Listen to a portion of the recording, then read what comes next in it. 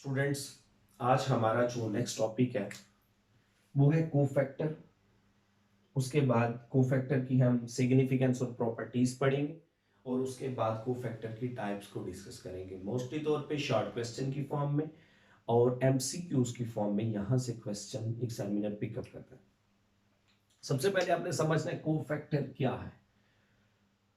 Cofactor समझे कि ये हमारे पास एक एंजाइम है। यहां पर आपने समझना है कि ये हमारे पास एक एंजाइम है और आप लोग को पता है कि एंजाइम किससे बना हुआ होता है? प्रोटीन से।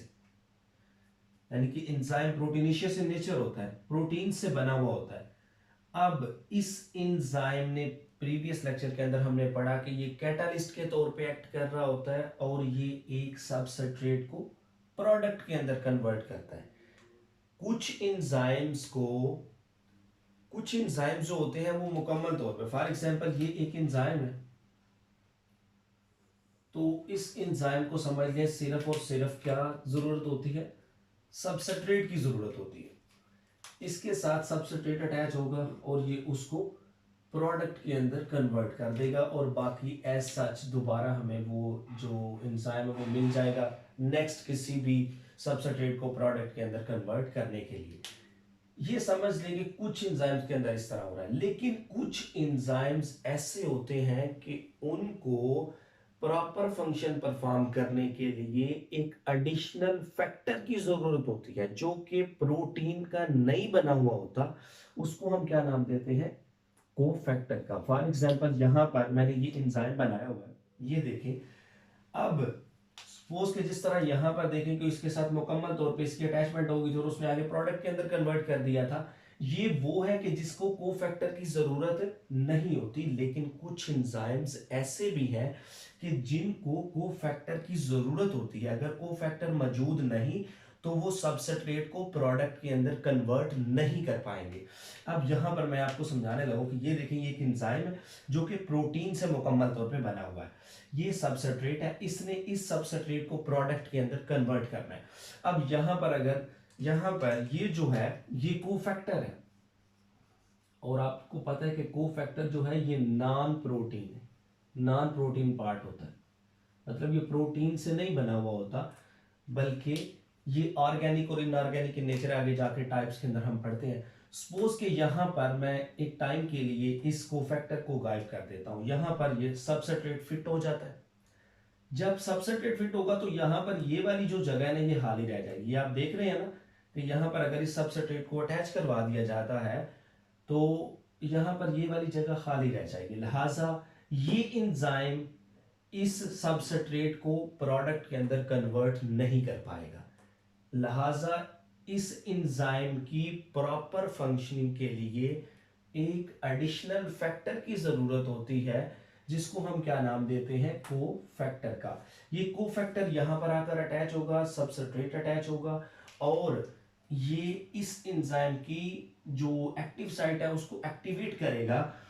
फिर क्या होगा कि ये सबस्ट्रेट को प्रोडक्ट के अंदर कन्वर्ट कर दिया जाएगा। ये एंजाइम सबस्ट्रेट कॉम्प्लेक्स बन गया, इसको हम नाम देते हैं एंजाइम सबस्ट्रेट कॉम्प्लेक्स। यहां पर ये प्रोडक्ट बन गया। ये प्रोडक्ट किससे बने? इस वाले सबस्ट्रेट से। और किसकी हेल्प से बने? इस कोफैक्टर की हेल्प से।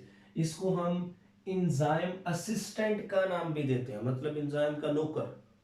इसको हम एंजाइम असिस्टेंट या एंजाइम हेल्पर का नाम भी देते हैं, क्योंकि ये इस एंजाइम की प्रॉपर फंक्शनिंग के लिए रिस्पॉन्सिबल होता है। अगर ये कोफैक्टर ना हो तो ये एंजाइम इस सबस्ट्रेट को प्रोडक्ट के अंदर कन्वर्ट नहीं कर पाएगा।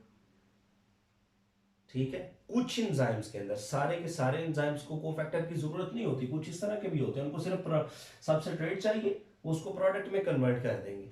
उनके पास कोई कोफैक्टर मौजूद नहीं होता। लेकिन कुछ एंजाइम्स के पास कोफैक्टर मौजूद होता है। कोफैक्टर नॉन प्रोटीन पार्ट होता है, प्रोटीन से बना हुआ नहीं होता, बल्कि वो ऑर्गेनिक और इनऑर्गेनिक इन नेचर होता है, जो कि सबस्ट्रेट को प्रोडक्ट के अंदर कन्वर्ट करने के लिए रिस्पॉन्सिबल होता है विद द हेल्प ऑफ ये जो एंजाइम है उस कोफैक्टर की हेल्प से उस सबस्ट्रेट को प्रोडक्ट में कन्वर्ट करता है। अब इसकी कुछ प्रॉपर्टीज है वो हम पढ़ने लगे हैं। कहता है कि ये एक्ट करते हैं as a bridge between enzyme और सबस्ट्रेट, यानी कि समझ लें कि ये एक साइड में फॉर एग्जांपल यहाँ पे पानी है बड़ा, तो एक साइड पे एंजाइम है, एक साइड पे सबस्ट्रेट, तो इन दोनों को मिलाने के लिए कौन काम कर रहा है? कोफैक्टर। कोफैक्टर समझ लें इस पानी के ऊपर से इन दोनों को मिला देगा, यानी कि एक उन्होंने कहा ना bridge between enzyme and substrate, मतलब कि सबस्ट्रेट और एंजाइम्स को मिलाने के लिए क्या रिस्पॉन्सिबल होता है? कोफैक्टर, मतलब कि कोफैक्टर इन दोनों को आपस में मिला रहा होता है। अगर कोफैक्टर मौजूद ना हो तो ये अलग अलग ही रहेंगे, ये अटैचमेंट ही नहीं होगी। तो कोफैक्टर जो है वो रिस्पॉन्सिबल होता है, वो समझ लें यहाँ पर आएगा, ये सबस्ट्रेट अटैच होगा तो फिर इसको प्रोडक्ट में कन्वर्ट किया जाएगा। उसके बाद आप अगर देख भी लेना कि अगर यहाँ पर इसको फिट कर दें तो ये खाली जगह रह जाती है, तो सारी सी बात है फिर एंजाइम प्रॉपर फंक्शन परफॉर्म नहीं कर पाएगा। ये डायरेक्टली इन्वॉल्व हो रहा है केमिकल रिएक्शंस के लिए अंदर फॉर कैटालाइसिस, मतलब कैटालाइसिस के लिए ये डायरेक्टली इन्वॉल्व हो रहा है जो कोफैक्टर है। उसके बाद ये बाज यानी कि कुछ एंजाइम का परमानेंट पार्ट भी हो सकता है।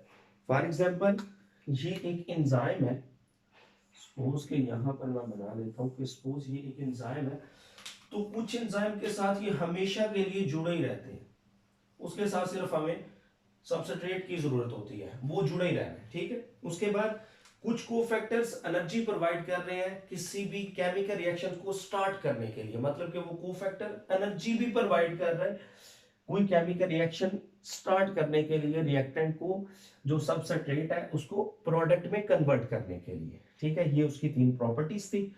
अब आगे आ जाए टाइप्स कोफैक्टर की। कोफैक्टर की दो टाइप्स है मेजर, ऑर्गेनिक और इनऑर्गेनिक। इनऑर्गेनिक कोफैक्टर्स कौन से और ऑर्गेनिक कोफैक्टर्स कौन से? सबसे पहले तो हम इनऑर्गेनिक कोफैक्टर्स को देखते हैं। इनऑर्गेनिक जो कोफैक्टर्स हैं ये डिटैचेबल मेटल आयंस होते हैं। डिटैचेबल मेटल आयन से क्या मराद?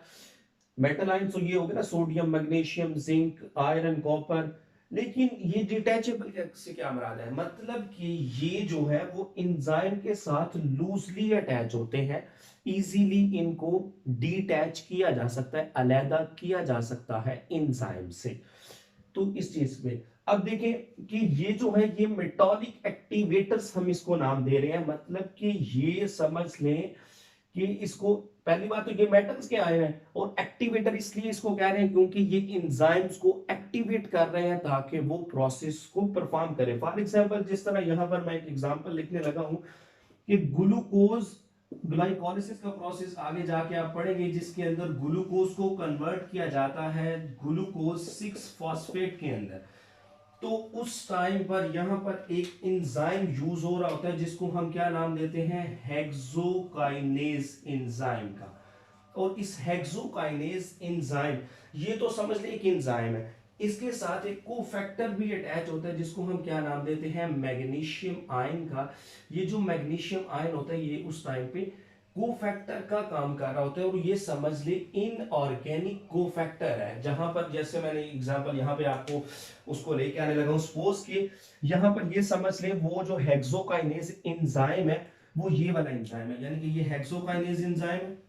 उसके बाद ये ग्लूकोज जो है ये सबस्ट्रेट है, और ये जो कोफैक्टर है ये मैग्नीशियम का आयन है, और यहां पर इसको कन्वर्ट किया जा रहा है यहां पर प्रोडक्ट के अंदर ग्लूकोज 6 फॉस्फेट के अंदर। यानी कि ये देखें ये सबस्ट्रेट अटैच हुआ, सबस्ट्रेट क्या है वहां पर? ये देखें सबस्ट्रेट ग्लूकोज है, ये ग्लूकोज, ठीक है। ये जो कोफैक्टर है ये मैग्नीशियम आयन है, और उसके बाद ये जो एंजाइम है, एंजाइम कौन सा है? हेक्सोकाइनेज, ये हेक्सोकाइनेज एंजाइम है। अब यहां पर ये एंजाइम सबस्ट्रेट कॉम्प्लेक्स बन गया और बाद में इसने ग्लूकोज 6 फॉस्फेट प्रोडक्ट बना दिया। वो जो कोफैक्टर था मैग्नीशियम आयन वो हमें वैसे का वैसा ही मिल गया, और जो एंजाइम है जो उसके अंदर हेक्सोकाइनेज एंजाइम यूज हो रहा है वो भी हमें वैसे का वैसा ही वापस मिल गया, और हम इसको दोबारा से दोबारा यूज कर सकते हैं। ये एक एग्जांपल थी इनऑर्गेनिक की, कि इनऑर्गेनिक नेचर के जो मेटल आयंस हैं जिनको हम कोफैक्टर का नाम दे रहे हैं वो किस तरह एंजाइम के अंदर एंजाइम के साथ इस्तेमाल होके तो एक रिएक्टेंट को, सबस्ट्रेट को प्रोडक्ट के अंदर कन्वर्ट कर रहे होते हैं। उसके बाद ऑर्गेनिक कोफैक्टर्स है, तो ऑर्गेनिक कोफैक्टर्स दो तरह के होते हैं, एक को हम नाम देते हैं कोएंजाइम का, दूसरा है प्रोस्टैटिक ग्रुप।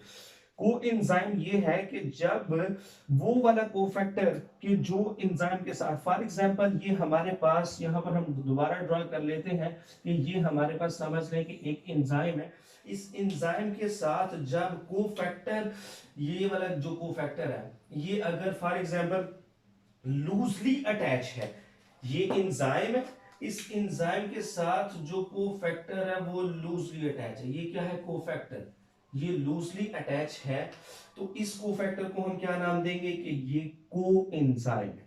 कोएंजाइम वो वाला कोफैक्टर है कि जो किसी एंजाइम के साथ लूजली अटैच है, और इसकी एग्जांपल एटीपी है, एनएडी है, nicotine, adenine, nicotine amide, adenine dinucleotide, adenosine triphosphate.